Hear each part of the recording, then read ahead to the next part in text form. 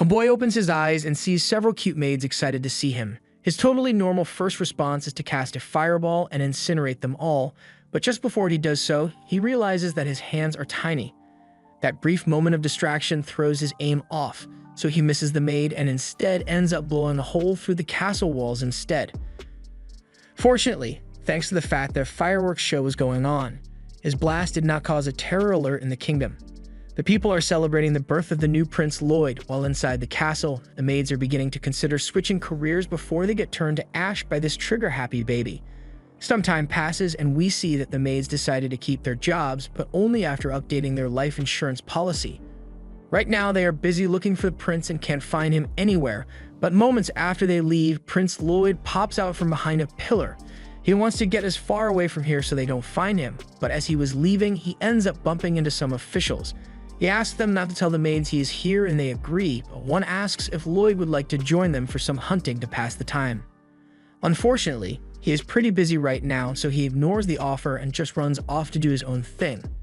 The official is disheartened that he was rejected by Lloyd again, but the other guy asks why he is even bothering to try making friends with the kid since he is too young to contest for the crown. Plus, he is only the 7th prince, so gaining his friendship won't be politically advantageous. To this, the first official has one thing to say. The kid could blow up a castle on the day he was born, and I don't think he needs another reason to stay on friendly terms with him. In fact, it wouldn't be a stretch to say that Lloyd may be the reincarnation of the father of sorcery, but that's only speculation. Back to Lloyd, he is indeed a reincarnation, although he was just a regular sorcerer in his past life. He doesn't know why he remembers his last life, why he is reborn as a prince here, or whose bright idea it was for him to wear this outfit.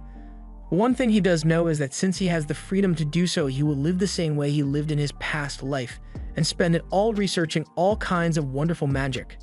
He is mesmerized by the castle's extensive library collection, and thinks it is even better than the one he had access to in his previous life. However, just before he could open a book and start reading, he gets it snatched away by a maid. Silpha has finally found him, so he can no longer skip the rest of his lessons as he pleases. Outside, Lloyd now has to go through sword practice with Silpha, and she is showing no mercy against this 8-year-old, but he's still holding his ground. Lloyd doesn't see a reason why he needs to go through with all this training since he is too far down the line to ever have a shot at the royal throne, but Silpha retorts that there is more to life than just trying to gain power in the family. It's only proper that since he is a member of the royal family, that he should be educated in all manners of subjects. She was put in charge of his education 3 years ago, so she's going to take her job very seriously and make sure he learns stuff. Lloyd doesn't like how insistently diligent Silpha is, but he knows she won't let him skip out on practice until he shows her some improvement. She tells him to get back into stance, and the two cross swords once more. However, this time, Lloyd is able to match Silpha's moves exactly. She is impressed by the amount of improvement he is exhibiting since she can see that he has gotten better, but Lloyd thinks to himself that he is actually using something called control-type magic to copy her moves exactly. In other words, he's cheating on his swordsmanship exam. However, even with him copying her movements, he's still only got the body of an 8-year-old, so she is stronger, taller, and has more reach than him as well. He's going to have to find a way to make up for the differences, since they put him at a huge disadvantage, so he comes up with a brilliant solution. He's going to cheat some more. He casts a spell to make his wooden sword grow longer, and another one to make him physically stronger, as well as one to make him levitate, so now he is able to fight on equal terms with Silpha. Eventually, when he sees an opening, he switches tactics and stops copying her technique in the middle of his attacks, so she is thrown off guard and he plans to take advantage of that to strike. However, she's still an extremely skilled swordswoman, so she was able to block his strike regardless. She confronts him about cheating just now, and Lloyd is scared that he got caught. She assumes he must have done it to make up for the difference in ability between the two of them. And honestly, she's pretty impressed by it. That means he must have been using 2 spells at once, and even the palace court mages find that difficult to do, so it's a really advanced skill. Lloyd is just happy that she didn't scold him for using magic, but he chooses to leave out the fact that he was actually using 4 different spells at once instead of just 2. Later that evening, it is time for Lloyd to take a bath, but unfortunately, or fortunately depending on how you think about it, he is forced to take his bath while sitting in the lap of Silpha in the maid's bathroom. He finds this whole situation to be incredibly embarrassing, but Silpha refuses to let him leave and bathe himself since last time she did that, he didn't even shower and spent all his time reading instead. My guy just wants to read some books, but instead he's surrounded by so many Opie that he doesn't know what to do. One of the other maids warns him that if he doesn't behave himself, then he'll be taken by the demon of the Forbidden Library. Lloyd had never heard of this Forbidden Library or the demon in it, so the girls recount the whole story. Long ago, the kingdom of Saloon was nearly destroyed completely. However, after the sacrifices of countless mages, they managed to seal the demon away inside a book. The name of this demon was Grimoire, and he is supposedly sealed away in the castle's Forbidden Library. Silpha doesn't believe the story is true, and she is sure Lloyd wouldn't be scared by something as silly as that. However, Lloyd is fighting his own demons after being surrounded by so many girls in the bath, so he can't bring himself to look them in the eye. They misunderstand this and think he must actually be scared of their story, so they start offering to let him sleep in their beds tonight if he wants to. Lloyd manages to slip away while they argue over who gets to stay with him. And now that he knows there is a forbidden library, he can't just not explore it. That night, Lloyd sneaks through the castle halls until he finds the corridor that should lead to the forbidden library. He then proceeds to cast an air spell on himself to conceal his presence. It changes the density of the air around him and causes light to refract around him, making him practically invisible. One of the guards is falling asleep, but the other tells him to stay awake since they are meant to be guarding magic that could potentially destroy the kingdom in the wrong hands, as well as a sealed demon. All the while, Lloyd is walking past them as they talk about how good they are at their guard duty. They are definitely getting fired after this, aren't they? There was still a second layer of protection in place to stop people from getting into the library though, and it is a seal that was cast by 10 powerful mages using their strongest sealing magic, so there should be no way anyone is getting through that. Well, it didn't take much for him to get through it, so I guess the mages are getting fired as well. After Lloyd has made it into the library, he is amazed that despite living here his entire life, he has never once seen this place. He starts looking around at all the interesting books available, but he reminds himself that he has to replace that barrier so people don't lose their jobs because of him. Just then, he sees a book fly out from a pile, and out pops the demon, Grimoire. He is impressed that such a young boy managed to break the seal on the door to the library, so he tries to persuade him into unsealing him as well. However, even if he doesn't, the seal on Grimoire is probably just going to collapse on its own since it has degraded over time. Grimoire tries to bribe Lloyd with some gold nuggets, but Lloyd isn't fooled by his words. This gold is made from creation magic, and on top of that, Grimoire made this stuff really poorly. He also tells Grimoire that he'll be redoing that seal once he is done here. The kingdom has a lot of books he can read, so he can't let something like Grimoire possibly destroy it all. Grimoire tries convincing him by promising that he won't destroy the kingdom, but Lloyd isn't falling for it. As a last attempt, he says he'll teach Lloyd some ancient magic if he releases him, and Lloyd is immediately ready to throw the entire kingdom under the bus if it means he can learn more magic. He asks if Grimoire will really teach him some ancient magic, and realizing he's got the kid hooked, Grimoire tells him that he definitely will. He also tries buttering him up by saying he must be really talented with sorcery. This brings back some painful memories from Lloyd's past life, where he was discarded for his lack of magical talent, but that's changed since he now has the body of a member of the royal family. He creates a magic key and uses it to destroy the book that was holding Grimoire, and once he is free, he can't believe Lloyd actually destroyed the seal just like that. Lloyd is still excited to get his ancient magic lesson from Grimoire, so he asks for the lesson to begin. Grimoire takes a look at him and proceeds to chuck a ball of purple fire at him, calling it Lesson 1. He believes that must have killed Lloyd, so he's about to get out of here and go destroy the world or something. But then Lloyd pops out from the smoke, completely unharmed. Grimoire can believe that Lloyd is still alive after taking a direct hit from his spell, and Lloyd is praising it for being so unique. He would love to see some more, and Grimoire just can't accept that Lloyd survived, so he starts firing off many more spells at him. However, not a single one manages to break through the barrier around Lloyd, so Grimoire is confused how his barrier could be so powerful. Lloyd is watching in amazement as he analyzes the spell, but even though he knows it could possibly kill him, he wants to see what it feels like to take the attack with his body. Lloyd opens up a hole in the barrier and takes a bit of the purple fire in, much to the shock of Grimoire. It burns his finger really badly, but he seems to enjoy it regardless. And this is the moment we find out that Lloyd is seriously messed up in the head. He tells Grimoire to show him something else, and not wanting to lose to a child, Grimoire pulls out his trump card and grows his second spell so he can dual cast his magic. And although this would have annihilated anyone who wasn't the main character, Grimoire is getting worse matchups than Jogo did. Once Grimoire sees that Lloyd has effortlessly canceled out his most powerful spell, he gets the message that he cannot handle this kid in a fight, so he tries to get away from him as fast as possible. However, just as he was about to leave, he crashed into the barrier Lloyd had set up around them ahead of time. The castle is right above the library, so he didn't want them finding out he was down here. Grimoire asks if Lloyd thought he was going to try and run away, but that's not it.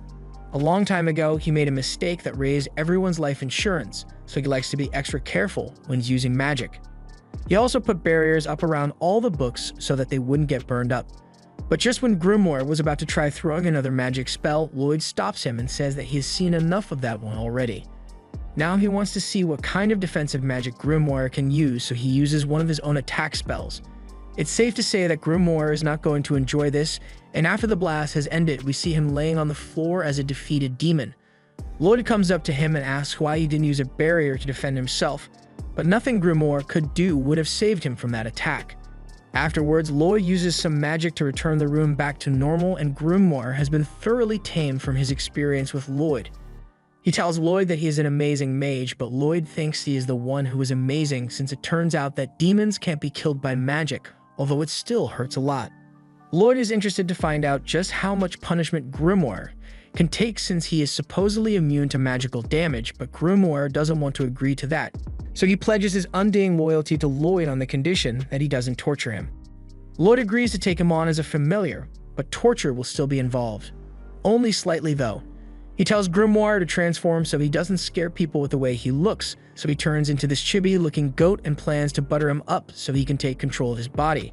However, when Grim tries to do so, he ends up staring into the bottomless pit that is Lloyd's mana reserves. This made it clear to him that nothing he tries against this kid will work, so he is better off just being obedient and not causing trouble.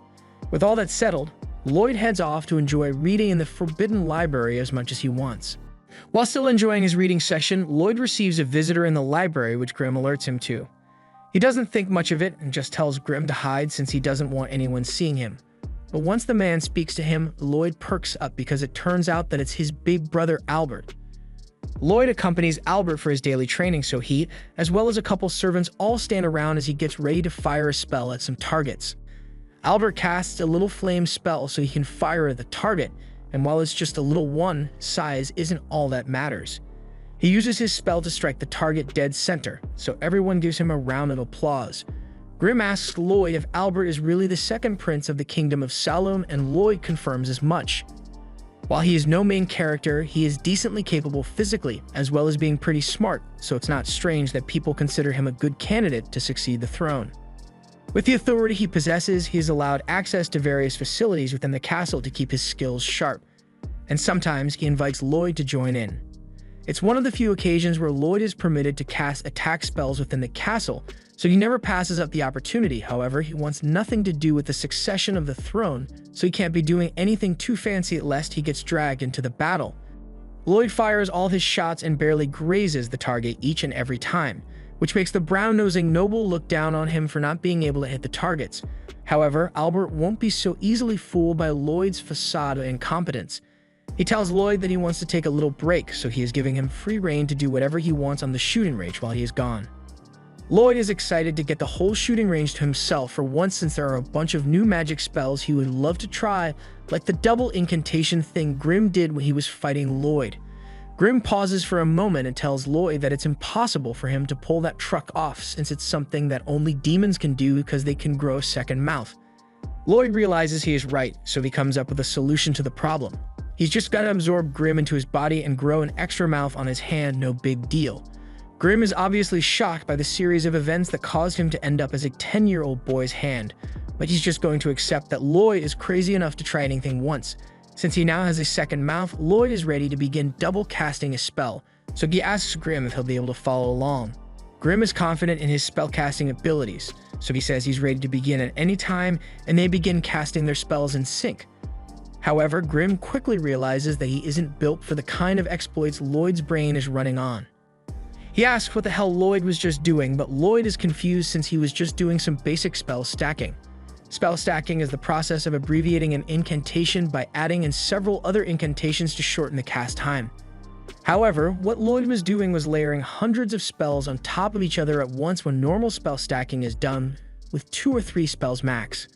Grim didn't sign up for this, so he backs out of the double casting agreement, and since he doesn't want to do it, Lloyd just decides to handle it himself. He takes over Grim's mouth and is now able to speak out of both his own and Grim's, so he begins the double casting again. Grim doesn't like the idea of having his mouth used against his will, but it's not like he has much of a choice since Lloyd has already begun casting his spell.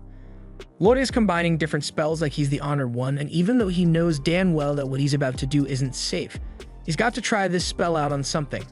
He gets ready to fire it off and simultaneously raise the insurance premiums on the entire castle. The blast is seen all the way over in town, but back with Albert and the Brown Nosers, they begin asking him why he chooses to give Lloyd so much attention when they don't think he is talented enough to warrant such treatment. Albert tells them that they must be blind to have not noticed the way Lloyd was shooting at the targets. Grazing a target once could be a mistake, but doing the exact same thing 10 times in a row, that is a choice. He knows Lloyd is a prodigy and may one day grow up to be a grand sage, so paying attention to him is not wasted effort and could even be of great benefit to him at some point in the future. Although at his core, Albert just wants to get along with his little brother, which is why he let him have the range to himself so he can practice for real. The Brown Nosers still don't think Lloyd could accomplish much at his age, but as he looks outside, he starts wondering why it's nighttime in the middle of the day. Over at the shooting range, Lloyd has just blown up the sky. That's just something he can do now. But it would cause serious problems for him if the sky just permanently had a hole in it because of him, so he starts freaking out and trying to get it to go back to normal. Thankfully, the sky goes back to normal after a moment, so Lloyd thinks everything should be fine. However, by the next day, conspiracy theories have already been made regarding the mysterious hole that appeared in the sky the day before. Lloyd is more intrigued by the other article in the newspaper, so he checks it out, and it talks about an A-ranked adventurer party that managed to clear a really difficult dungeon and gather treasure, including a bunch of magical items. As soon as he saw that, Lloyd decided that it was time for him to head into the dungeon without thinking twice, but Grim had to pull him back because it's obviously a terrible idea for Lloyd to just disappear from the castle randomly and head off to a dungeon. People are going to go crazy looking for him, but Lloyd has a plan to take care of that as well. He just needs to make them think he is still here, so he pulls out an acorn and casts a plant spell to make a replica of himself from it. Once the spell is complete, a perfect copy of Lloyd's body is formed down to the smallest details, and thanks to the different materials used, it feels the exact same way as regular skin and bone, plus Lloyd can make it move the same way he normally would. Grim thinks a copy like this might actually allow Lloyd to leave the castle unnoticed, but Lloyd says otherwise, since if this worked perfectly, he would have been using the spell already. The problem here is Sylpha, since she is so obsessed with Lloyd that the other day, while he was reading on his bed, she was able to tell that he had grown an extra 0.07 millimeters, which is creepy in its own weird way. Lloyd is sure that he won't be able to fool her with a brain-dead copy like this, but he's got another plan for that, which is where Grim comes into play. Lloyd slips out of the castle undetected, so as he is flying away, he calls back to Grim to get a report on how things are going in the castle. Grim answers, saying he can hear Lloyd loud and clear, as well as get good visuals through one eye, and as far as standing in as Lloyd's replacement, Grim is pretty sure he is doing alright. At least the regular maids can't seem to tell the difference yet, but he can't get over the fact that Lloyd didn't even hesitate to rip Grim's soul from his body and put it inside the wooden copy. Then he took Grim's body and reabsorbed it into his body so they could maintain communication. Since everything seems to be going well, Lloyd tells Grim to keep pretending to be him but to keep an eye out for Sylpha and avoid her at all costs. Grim takes some time to admire the craftsmanship of Lloyd because this body is pretty much the same as the real thing, even complete with a mana-circulation system. Just then, he realizes that with Lloyd out of the castle, he is free to cause as much mayhem as he wants, but he forgets that he is still on speaker. Lloyd ignores the obviously evil laugh he just heard and tells Grim that he appreciates the help and is counting on him to keep suspicion down. Grim is touched by the fact that Lloyd actually trusts him, so tears begin to stream down both of his faces. Lloyd asks if there's something wrong, but Grim just tells him not to worry about it and to just come back as soon as he is done. However, Lloyd realizes that although he went through all this trouble to get out of the castle without getting noticed, he doesn't actually know where any dungeons are. As he tries to figure out what to do from here, he looks down and notices a girl being chased by a group of orcs, but he decides to watch to see what happens rather than intervening. The girl was running really fast, but don't mistake her running away for weakness because in a split second, The girl takes a deep breath and turns around before drop-kicking one orc in the stomach so hard that she has to dig herself out of its guts. She then launches herself in the direction of another 2 orcs, which are killed as soon as her kicks connect with their faces. Finally, one more orc tries to get her from behind, but she performs a technique which instantly turns the last one into an assortment of monster parts flying in the sky.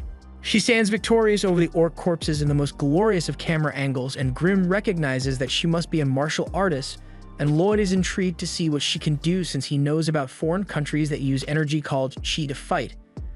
Now that she is done with the orcs, the girl addresses the person hiding over on the mountain because she noticed that she was being watched. Since he has been spotted, Lloyd wants to head down to talk to her so he can ask her about Chi, but Grimm stops him and points out that it would be really bad if she saw him since he would easily be recognized as the 7th Prince. Lloyd realizes Grimm is right, so he just chooses not to come out, but that plan backfires because the girl takes the silence to mean whoever is watching her is an enemy. She then proceeds to run up the mountain, so Lloyd is panicking since he doesn't want her to find out his true identity. As she lands on top of the mountain, she finds Lloyd, who has transformed himself into an older version of himself. He introduces himself as a rookie adventurer named Robert, and the girl is completely starstruck. Lloyd had used illusion magic to change his appearance, but transformation spells are all limited to people whom you have seen before, so in order to hide his identity, he used double casting to combine an illusion of himself with one of Robert, thereby creating a new person which probably still looks like someone from the royal family, but it's the best he could do. The girl introduces herself as Tao and says she's a B-ranked adventurer, so Lloyd and Grimm assume she doesn't suspect anything.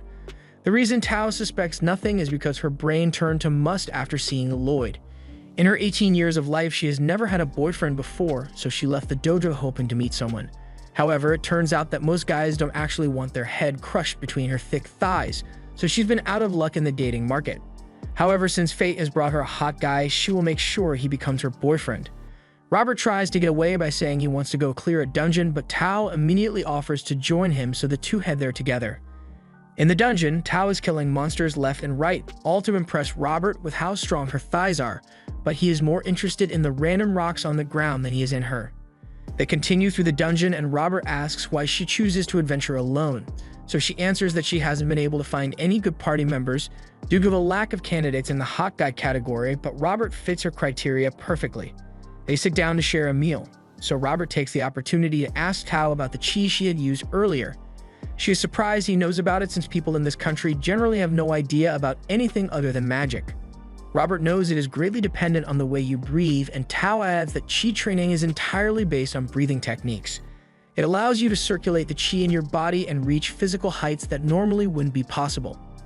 Lloyd begins trying to copy what he had seen Tao do earlier, and after just a few moments of practicing, he is able to feel the chi circulating in his body, although he nearly blows up his lungs because his body isn't used to the force. Tao can't believe he was able to copy the technique just by seeing her use it a couple of times, but she warns him that it's really dangerous to attempt this kind of thing if your body hasn't been trained to handle it. However, she has no idea how little Robert cares for his well-being as long as he can learn something interesting from the experiment. Since he seems really set on learning about chi, she offers to teach him a thing or two since they are together anyway. But once Robert thanks her, her heart skips a beat, so she tries to calm down by instructing Robert to keep the chi breathing up constantly. And the whole time, Grimm is just watching things play out, knowing Tao is getting catfished by a 10-year-old. Grimm enjoys his time by living the relaxed life Lloyd refuses to indulge in, but things take a worrying turn once Silpher shows up. Back to the dungeon, Tao has just used a chi blast to defeat the dungeon boss, and now that that's done, the treasure chest precariously placed in the center of the open room unlocks. Robert is intrigued by the mechanism the chest uses to detect whether the wolf has been defeated or not, and Tao is growing even more infatuated with him by the minute, especially since she sees that he is strong enough to learn chi breathing on his first try, so if she keeps the relationship going, there's no way her grandpa can reject him as her future husband. Robert calls her back over so they can open the chest together, but once it is opened, a slash is aimed right at Tao, which Robert notices in time to drag her out of the way. The slash was caused by the dungeon's hidden boss, the Lich, and Robert is excited to see what it can do.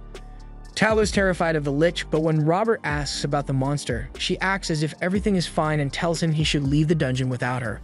He protests, saying he wanted to stay and watch the battle, but without saying another word, Tao gets close to him and hits him with a strike that blows him out of the boss room. It makes no sense for a lich to be hidden in a low-level dungeon like this, since they are so powerful that even A-rank adventurers have trouble dealing with them. She may not be able to win, but she at least wishes to buy enough time for Robert to escape. Meanwhile, Robert is currently flying back through the tunnel after Teo's strike, but he is disappointed since he had a lot more he wanted to learn about Qi from her. He creates a magic barrier to stop him from flying back, but even if Tao wanted him to leave so badly, she could have at least given him a map or something because Robert is completely lost. He tries contacting Grimm, but he gets radio silence from him, aside from a message begging him to get home soon because he is in trouble. Meanwhile, Tao is still fighting the Lich and she seems to be holding her own, but with the damage she is taking, sooner or later she's going to end up losing.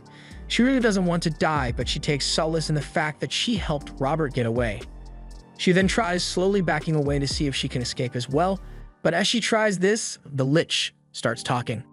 It recognizes the martial arts she uses and says it has eaten someone with a similar technique before, but after gaining that person's knowledge, he realized that Qi is nothing more than an inferior version of magic, so he sees no point in eating Tao to learn about it. But Robert, on the other hand, seemed quite intriguing, so he would have loved to take a bit out of him. This isn't the first time Tao has heard someone insult her Qi martial arts, as most people on this continent just think of it as a useless technique. But when Robert saw it, he actually thought it was impressive, so that made her happy. The Lich doesn't get why she is telling him this or why she would think he cares, but Tao is done talking. She takes a deep breath and charges at the Lich with all the strength she can muster.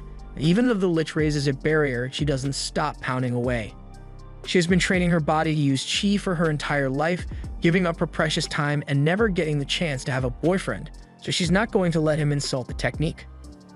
She unleashes a full-power Qi blast at point-blank range, which breaks through the Lich's barrier and sends it flying back into a wall. Unfortunately, using that much Qi also left her body completely exhausted, so she can barely move at all now. However, the Lich wasn't defeated by her attack and even found it rather pitiful for an ultimate attack. All the Qi she could gather in her body is ultimately inferior to even a single finger's worth of his own magic, so he tells her that she's gonna die now. The Lich brings down a magic slash, but instead of killing, the slash cracks and falls apart as Robert has returned and put up a barrier. He says if Tao is done fighting already, then he'd like to give it a shot, but he's got to get home soon, so he'll have to make it quick. She is surprised to see him back here again, and even more so when she sees the deranged look in his eyes, so she just stays silent. The Lich begins casting a spell, so Robert does the same and immediately disappears from view, dashing along the walls and appearing behind the Lich. He takes a deep breath with the technique Tao taught him, but his body still isn't used to it, so he breaks a few ribs in the process. The Lich casts another attack spell, but Robert still needs more time to think, so he pulls up a barrier to stop the Lich from hitting him and starts reflecting deeply on what he needs to do to complete his new technique. The Lich can't believe someone could make a barrier so strong that it deflects all his attacks, but Robert isn't even thinking about the barrier, and instead is trying to figure out how to combine both Qi and mana. He recalls something Tao had said about focus being very important, so he resolves to focus more on his breathing. He draws air into his lungs and simultaneously casts a full sprint air spell to refine their combination. Because he starts moving, the Lich gets full of himself and believes Robert must be fleeing since he can't win, so he sends more attacks his way. Meanwhile, Robert is still trying to take deeper breaths, but the barrier is getting in the way, so he has to get rid of it. The Lich once again misunderstands and thinks his attacks finally broke through the barrier, so he is now certain that he must be more powerful than Robert. Robert grabs onto a stalactite and is finally able to get enough airflow to properly combine his mana and Qi, so after jumping around for a bit and breathing, he's finally able to mix them together and create a balance. With this newly acquired technique, he is able to counter the Lich's magic slashes, although he is far weaker than he would have liked it to be. To compensate for the weakness, he makes the energy thinner and stronger so it will reach the Lich. The Lich casts more attack spells to intercept Robert's attacks, but as time goes on, the attacks coming from Robert become more potent and plentiful, but he isn't even casting a spell for it, so that must mean his attacks are Qi-based. The Lich can't believe he is being overwhelmed by a technique as rudimentary as Qi, but Robert keeps piling on without pause. He continues making the slashes thinner and sharper until he finally perfects the technique. The Lich sees what's coming and gives up on counterattacking, so he pulls up a barrier and attempts to tank the hit. However, with his perfected technique, Robert is able to cleave right through the Lich and his barrier as well as the cave they are in. After that, Tao is even more in love with him than before, so as they prepare to leave, they check the chest to see what they went through all this trouble for and find nothing but a rusty old dagger. It doesn't seem like it's worth anything, but Robert thinks he might be able to do something with it. After the treasure is taken, the chest begins to sink into the ground, but while Robert is confused, Tao tells him that it's perfectly normal since this always happens. The dungeon falls apart after the treasure is taken, so Robert realizes it must be part of a survival mechanism, so the chest must be something like the dungeon's core. He immediately tries to grab it out of the ground since it seems interesting, but the dungeon is collapsing around them, so after he gets the chest out, they leave. Outside, Tao says she is surprised that Robert used Chi to fight at the end instead of magic since he is a mage, so she was wondering if he wanted to prove that Chi is a viable technique. But that's not it. He just thought it would be fun to try it out. Just then, he remembers that he needs to get home soon since Grimm is in trouble, so he gets ready to fly away. Before he leaves, Tao reflects on what happened and knows Robert was able to figure out a technique called Chi Blade on his own in such a short amount of time, so she has to become better so she can keep his attention and hopefully get him to be her boyfriend. Robert agrees to this sentiment, but as he is flying off, Tao realizes she never got to ask him for his contact info, so she'll probably never see him again. Robert undoes the illusion spell to go back to being Lloyd, and after a short cross-country flight, he is returned to the castle and starts looking for Grimm to make sure he's alright. But he is totally not alright. After Sylvia caught him, he was forced to do sword training, but since he only uses magic, his sword skills are incredibly lacking, so Sylvia thought Lloyd was getting soft and made the training even harder on him. Later, after Grimm has psychologically recovered, Lloyd shows him the knife he got from the dungeon and Grimm can't believe he had to endure Sylvia's beating because of a stupid knife. Lloyd apologizes again but tells him that the knife may actually be pretty valuable since it's special. He dips it in a bit of hot water and starts scraping away at it until he literally peels the magic off it. As he suspected, the knife has been treated with magical essence, the same stuff that is used as a catalyst for enchantment, which involves writing magic formulas onto a weapon to strengthen them. In the case of the knife, the enchantment placed on it was one called Boost Power. After peeling off all the enchantment stickers, he places them in a beaker and shakes them vigorously to get rid of all the old enchantments. Lloyd would like to research enchantments, but since this is all the mana essence that was used on the knife, and the mana essence is really hard to come by, he doesn't have many opportunities to learn by trial and error. If an enchantment he tries fails, then both the mana essence and weapon will go to waste, which is why he has a better idea in mind. Instead of just using the mana essence here, he'll analyze it using magic so he can make his own. He uses a purification spell which breaks down objects into their base elements, so with it, he is able to find out that the mana essence is made of oil, silver, and something called hematite. But even if he knows that hematite is pretty hard to come by as well since it is made from crushing monster cores, but that shouldn't be a problem for Lloyd since he happened to snag the core of the dungeon so he can make hematite from that.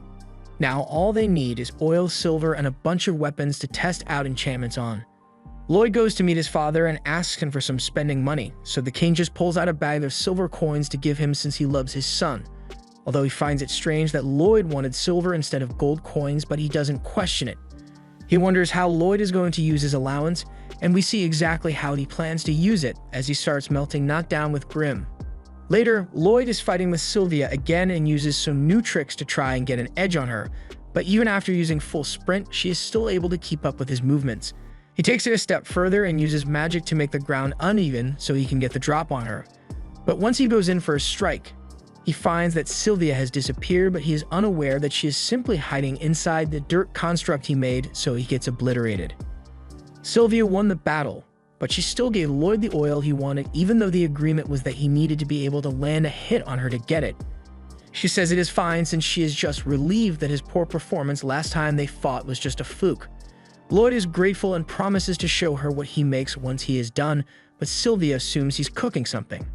After returning to his experiment room, Lloyd and Grimm add the oil to the rest of the ingredients, allowing them to make the mana essence. Now, all they need is a bunch of weapons to test the enchantment out on, so Lloyd goes to Albert to ask for his assistance in acquiring some. Since Albert has a bunch of loyal knights under his command, Lloyd was hoping that he would get them to allow him to enchant their weapons, and since Albert asked them to do it, all the knights immediately hand over their weapons to him. But they don't have much confidence in Lloyd being able to get it right, so they silently cry over their lost swords. Grim is a little upset that the knights think Lloyd is going to mess up the enchantment, so he is even more determined to get this right on the first try.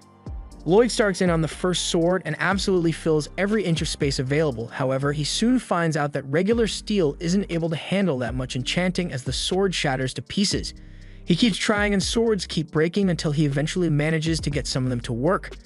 Then by the next morning, Lloyd goes to show Albert his achievement, and he is shocked that out of 120 swords, Lloyd actually managed to successfully enchant 50 of them. Even he thought that Lloyd would just destroy all the swords, but as he inspects them, he is amazed by what he sees. The best enchanters only have a success rate of about 10%, so Lloyd having a 40% success rate is outstanding. One of the guards doesn't believe Lloyd actually accomplished what he claims to have done, but when he tries to sheath his sword, the sword ends up being too sharp for it due to Lloyd's enchantments. Albert is taking a look at one of Lloyd's best enchanted swords when Lloyd comes up to him and asks if he can see how the swords perform in combat, so Albert invites him out to join him for a monster hunt he has to go on. After making preparations for the next day, Lloyd, Albert, and Silpha all head out in a carriage at the break of dawn, and they have soon made their way into the forests surrounding the kingdom. Lloyd asks if the monsters are close by yet, but Silpha has to inform him that it's going to take a little longer since they need to make it to the lake first. Silpha turns to Albert and thanks him for allowing her to accompany Lloyd on this expedition, but he saw no reason why she shouldn't be allowed to join. Plus, he knows how much she loves Lloyd, so he wouldn't want to keep her away from him. Silpha may have inappropriate feelings for Lloyd, but she won't admit that at least until he turns 18. Albert continues teasing her a little more, but when Silpha draws her sword, he realizes he may have crossed a line and stops talking. However, the sword draw was not because of his teasing, but rather because they got some uninvited guests to deal with. These are kobolds which have armed themselves with steel weapons, so the knights get into formation and prepare to defend Lloyd and Albert with everything they have. Lloyd has to act like he's scared to not draw attention to himself, but the truth is that he already knew the kobolds were coming long before they arrived. During his time with Tau, she had taught him an application of Chi that allows him to sense his surroundings at all times as long as he keeps his breathing going, which is pretty handy for exploration. The knights are about to begin fighting, so Lloyd pays close attention as one of the knights slashes a kobold. The knight, the kobold, and the horse were not prepared for what happened next because the kobold is split in half like a stick of butter. It makes no sense to them how their weapons are able to cut through the kobolds so cleanly when they are wearing steel armor, but it's all due to the success of Lloyd's enchantments. The swords are now so sharp that even these trained knights are scared to handle them. Albert has nothing but praise for Lloyd and his amazing enchanting skills, so he gives him a lot of head pats. Silpha also praises Lloyd's enchanting skills, although her weapon wasn't enchanted to begin with, but it doesn't look like that stopped her from decimating kobolds anyway. Just then, a kobold goes straight for Lloyd, which he is aware of, but before it gets too close and forces him to act, the kobold is kicked away by a familiar face, Tau. She sensed a hot guy in the area, so she came rushing over, but Lloyd is shocked beyond belief because he was certain that he would never see her again.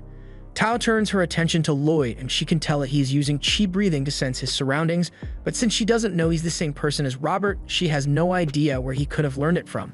But now that she thinks about it, Lloyd looks a lot like Robert too. However, while she was examining his face, she sensed a kobold trying to sneak up behind her. Before she knew it, Silpha had already stepped in to kill the kobold, and she is not happy about this unknown girl getting so close to her future husband. Tau tells her that she could have handled that kobold on her own, and the two obviously aren't going to get along, but to prevent any conflict, Albert acts as a mediator and invites Tau to join them as they head to the lake. Later, as everyone is setting up camp for the night, Albert thanks Tau for her assistance with the kobold attack and introduces himself as the second prince of Salum. Tau hadn't realized he was royalty, so she apologizes for her rude behavior earlier, but more importantly, she thinks Robert is hot. However, despite him being hot, he's not the same guy as Robert, even though he looks similar to him as well. Albert asks if he looks like the person she is looking for, but if anything, she would say Lloyd looks more like Robert in general. With that said, Lloyd is currently avoiding Tau, so she doesn't figure out he is Robert. Using the spatial detection chi technique ended up almost blowing his cover, but now that Tau knows Lloyd can use it, it would be strange if he suddenly stopped using it altogether. To avoid getting his little dungeon expedition secret revealed, Lloyd decides that he will just hide out in his tent for a while. But as he enters, he is immediately assaulted with a face full of melons. Lloyd isn't flustered by this since he has seen her like this hundreds of times at this point, but he asks what she thinks she is doing right now. Silpha apologizes and says that she just wanted to change her clothes since she got some blood stains on them, but that still doesn't explain why she is doing that here though. She thinks it's only natural to change clothes in Lloyd's tent because she's going to be sleeping here with him, but Lloyd doesn't like the sound of that. Silpha tries to justify it by saying the other guards are all posted around Albert's tent to keep him safe, so she needs to protect Lloyd as well, but Lloyd still maintains that he's going to be fine on his own. Silpha still refuses to take no for an answer and grabs hold of Lloyd with her legs, and she refuses to let him go because Tao is around and Silpha will not risk having Lloyd stolen away from her by the caked-up martial arts girl. Speaking of which, Tao walks into the tent because she could have sworn she sensed Robert using chi, but she sees Silpha suffocating Lloyd. Silpha gets angry that Tao interrupted her time with Lloyd, but Tao calls her a pervert. The two are about to begin fighting with all the knights placing bets on who will win. And in all the chaos, Lloyd walks away with his innocence having been shattered. He walks over at Albert, who compliments him on having girls fight over him already, but Lloyd doesn't see the humor in all this. Albert is serious when he says that Silpha has changed a lot since she started looking after him, but Albert has some words of warning and tells him to be careful about the minds of relationships he has with women like her. Meanwhile, Tao and Silpha have just realized that all the knights are eagerly spectating their fight, as well as Silpha's exposed thighs, so they put their differences aside and go out of their way to beat all of them up. Silpha finally puts on some clothes, and Tao explains that she was tasked with fixing up an old shrine at the top of the hill, which is why she's in the area. But if that's the case, then Silpha tells her to hurry up and get her job done so she can leave Lloyd alone. Tao doesn't appreciate being told how to do her job, but Albert interjects and says it would be dangerous to head all the way up to the mountain right now, and her chi spatial sense is really useful for detecting threats, so he would like her to stay with the group until morning. However, as Tao senses an imminent threat, she doesn't think they'll need a scout anymore because they found the monster they were looking for. The beer wolf charges at the group, so the knights get into formation to defend against it, while Lloyd just gets behind Silpha since he doesn't want to finish the fight too quickly. The bear wolf seems to be awfully fast considering its size, but while Lloyd finds it pretty interesting, Grim is more intrigued by the old shrine up on the mountain. As the fight with the wolf progresses, Tao saves one of the knights with a chi blast, but it seems like it will take more than that to take down the wolf, so Albert steps up to the plate. He pulls out the enchanted sword Lloyd had made, and with it, he casts a fire spell that obliterates the wolf in one hit. All the knights praise their prince for being so powerful, but that spell normally wouldn't be as powerful as it was just now. It was boosted by the enchantments Lloyd had applied to the spellbound sword, so Albert thanked him for making it easy to defeat the wolf. Lloyd is glad that his enchantments are well appreciated, but Grim gets his attention to let him know that they have more pressing matters at hand. That shrine up on the hill that Tao is meant to fix has a demon sealed within it, and the seal seems to be worn down. Suddenly, the bear wolf that Albert had just defeated stands up once more with a dark aura surrounding it, and many more monsters appear around it as well. From the wolf, a voice talks down to the humans, cursing them for daring to harm his minion. He is the demon Pazuzu, and even though he's crazy ugly, he swears to take the lives of each and every one of them for what they have done. He orders all of his minions to attack, so the group steps back in order to defend. Albert slashes at one of the wolves, but in the next moment it was able to regenerate from the wound and nearly bite into Albert. Luckily, Tao steps in to save him at the last moment, but the situation isn't looking good since the wolves are all able to regenerate from any damage they take, no matter how severe. Everyone is fighting for their lives while Silpha just stands and watches because she doesn't care what happens as long as Lloyd remains safe. Lloyd hides behind a barrel to ask Grim if he knows Pazuzu, since they both happen to be demons, but Grim has never met him before. But despite that, he is able to tell that Pazuzu is controlling the monsters by transmuting his magic. It's kinda like making magic puppet strings that allow you to control someone else, and on top of that, he is able to supply mana through the strings to regenerate any damage the wolves take in an instant.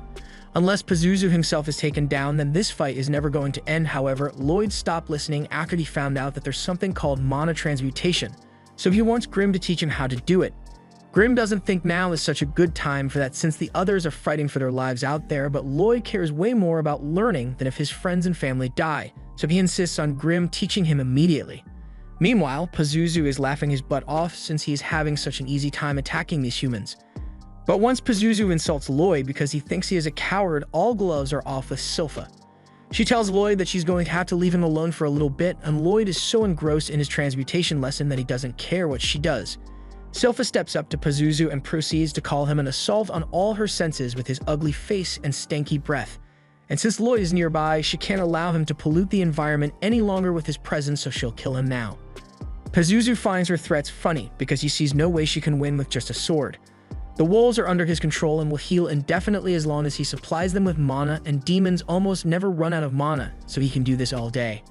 However, Silpha's only response to that is that he should please stop talking because his breath is doing more damage to her nose than any attack ever could. Pazuzu stops wasting time and immediately attacks Silpha, but by the time he realizes what's happened, Silpha has already cut off all his Beowulf's feet. Pazuzu refuses to lose to her, so he begins regenerating his wolf's feet, but as he does this, the others realize that the rest of the wolves seem to have slowed down considerably. They'd figure out that this is because Pazuzu is currently focusing his mana on regenerating his own wolf, so Robert asks Silpha to keep damaging it like she just did so they can finish off the rest of the wolves, and she is happy to comply with his order. But while all this is going on, Lloyd is having a blast learning about the intricacies of mana transmutation.